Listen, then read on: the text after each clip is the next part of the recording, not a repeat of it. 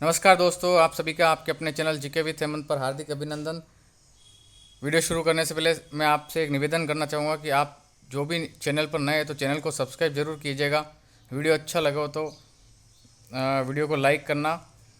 और इस वीडियो में हम बात करेंगे रीट 27 फरवरी 2025 के L2 लेवल सेकंड के मनोविज्ञान के आंसर की।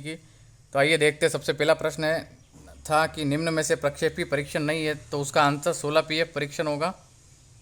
फिर एक प्रश्न था, वे शीलगुण जो व्यक्ति की दिन प्रतिदिन की क्रियाओं में तो व्यक्त नहीं होते परंतु व्यक्ति में अंतर्निहित होते, वो होते हैं मूल शीलगुण होते हैं।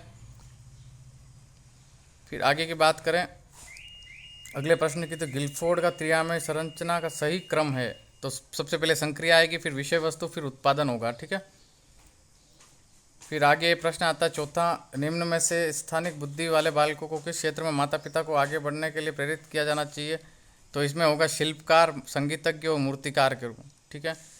एक प्रश्न था कि विकलांगता अधिनियम 2016 के तहत कितने रोगों को माना है, तो इसमें 21 रोग होंगे।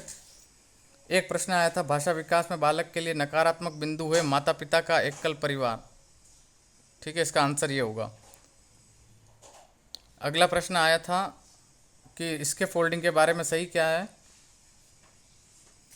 तो इसका है शिक्षण में अस्थायी सहायता इसके फोल्डिंग होती है। ठीक है। फिर एक आया था प्रश्न आपके NCF का मुख्य उद्देश्य था, तो यह सतत व व्यापक मूल्यांकन पर निर्भर था। ठीक है। फिर एक सुमेलित करने का प्रश्न आया था, उसमें ये सुमेलित किए हुए हैं द्वंद्व व भविष्य की चिंता किशोरावस्था में, आत्मीयता व त्याग 65 वर्ष से अधिक, अहम की भावना 1 से 3 वर्ष, लज्जा व शर्मिलापन 4 से 12 वर्ष। फिर एक प्रश्न था शिक्षा का अधिकार अधिनियम से, तो शिक्षा का अधिकार अधिनियम से प्रश्न था, उसमें RT 2009 में धारा 29 में उल्लेखित है, तो ये क्या उल्लेखित है, पाठ्यक्रम का मूल्यांकन। ठीक है।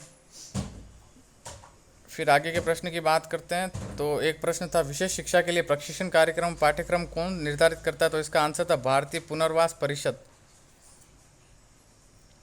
एक प्रश्न था कि कभी कभी प्रतिभाशाली माता पिता के बच्चे उनकी तुलना में कम वृद्धि व उच्चतम से निम्नतम की ओर अग्रसर हो रहते हैं, इसका कारण है, इसका कारण था प्रत्यागमन, आंसर था इसका।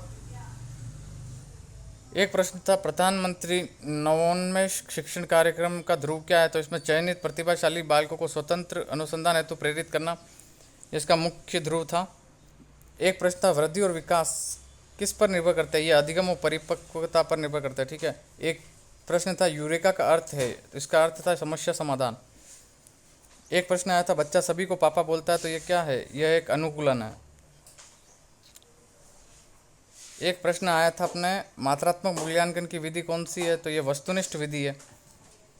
एक प्रश्न था व्यक्ति की मूल प्रवृत्तियों एवं सामूहिक भावनाओं को व्यक्त होने देना चाहिए, जैसे एक दूसरे से खुलकर मिलना, यह है विरेचन होता है यह। ठीक है, विरेचन या विरेचना। एक प्रश्न था सृजनात्मकता की विशेषता नहीं है, इसमें नवीन व खुले विचार से संबंधित ऑप्शन होगा तो वो सही होगा।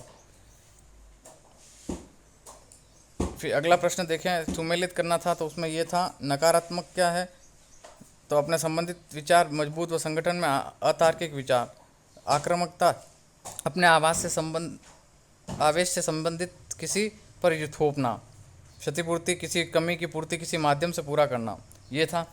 एक प्रश्न था बुद्धि एक सार्वजनिक क्षमता है जिसके सहारे व्यक्ति उद्देश्यपूर्ण क्रिया करता है, यह वेस्लर का कथन था। ठीक है।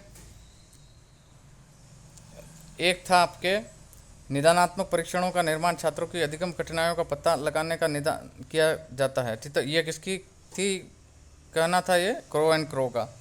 एक प्रश्न था संकल्पना मानचित्र में शिक्षक किस प्रकार मदद करता है, तो इसमें सहसंबंध आंसर होगा। इस प्रकार ये 23 प्रश्नों के उत्तर थे मनोविज्ञान के। और वीडियो अच्छा लगा हो तो वीडियो को लाइक करना, चैनल पर नए हो तो सब्सक्राइब करना और ज़्यादा से ज़्यादा वीडियो को शेयर करना। Thanks for watching friends.